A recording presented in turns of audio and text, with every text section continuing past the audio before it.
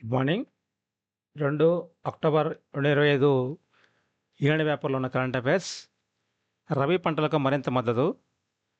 ఈ 2025, 26 సంబంధించినటువంటి రబీ పంటకి భారత ప్రభుత్వం వారు కేంద్ర స్థాయిలో కేంద్ర క్యాబినెట్ వ్యవహారాల మంత్రిత్వ శాఖ వారు దీన్ని మద్దతు ధర ప్రకటిస్తూ ఉంటారు. ప్రతి పంటకి రబీ, ఖరీఫ్, జయాద్ అనే 3 పంటలుంటాయి మన భారతదేశంలో. ఈ రబీ పంట శీతాకాలంలో పండిస్తుంటారు. వేసవికాలంలో పండించేదాన్ని జయాద్ అంటాం భారతదేశంలో. అదే వానాకాలంలో పండించేదాన్ని ఖరీఫ్ అంటాం. ఇప్పుడు శీతాకాలం పంటలు వీటిలోని మన దగ్గర శనగ కనీస మద్దతు ధర రూ. 225 పెంపు ఉన్నదానికి పెంచారు. ఎంత పెంచారంటే రూ. 225 పెంచారు. కేంద్ర ప్రభుత్వం ఎంఎస్పి మినిమం సపోర్ట్ ప్రైస్ పెంచిన 6 ప్రధాన పంటల్లో తెలుగు రాష్ట్రాల్లో అధికంగా పండించే శనగ కూడా ఉంది. ఈ పంట మద్దతు ధరను క్వింటాకు రూ. 225 పెంచింది. 2025-26 రబీ సీజన్లో క్వింటాకు రూ. 5,650 ఉండగా ఉన్న శనగ మద్దతు ధర 2026-27 సీజన్కు దాదాపు రూ. 5,875 చేరుతుంది. గోధుమ రూ. 120, 160, బార్లీ 170, మసూర్ పప్పు 300, ఆవాలు 250, కుసుమ 600 కనీస మద్దతు ధర పెరిగాయి. అయితే ఇప్పుడు ఈ అన్ని పంటల్లోని ఈ 6 ప్రధాన పంటల్లోని కుసుమ పంటకి 600 ఎక్స్ట్రా 600 పెరిగింది ఉన్న వాటికంటే. తర్వాత మసూర్ పప్పుకి 300 పెరిగింది.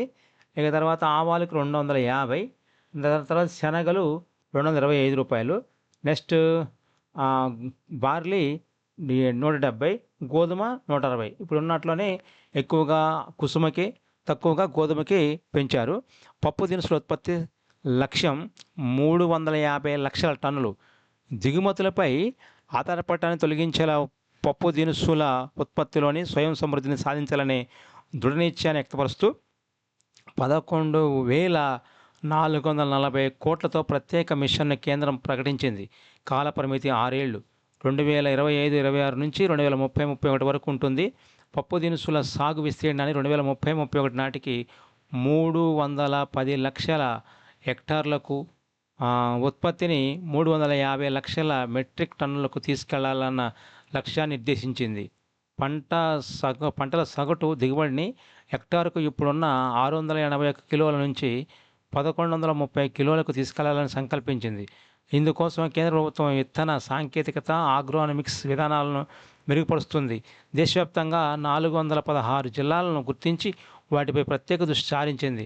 పేర్లు నమోదు చేసుకున్న రైతుల నుంచి కంది, మినుము, మసూర్ పప్పు 100% ఎంఎస్పి కింద కొనుగోలు చేసేందుకు గాను పిఎం ఆశా గ్యారంటీ కింద కేటాయింపుల్ని 45,000 కోట్ల నుంచి 60,000 కోట్లకు పెంచింది.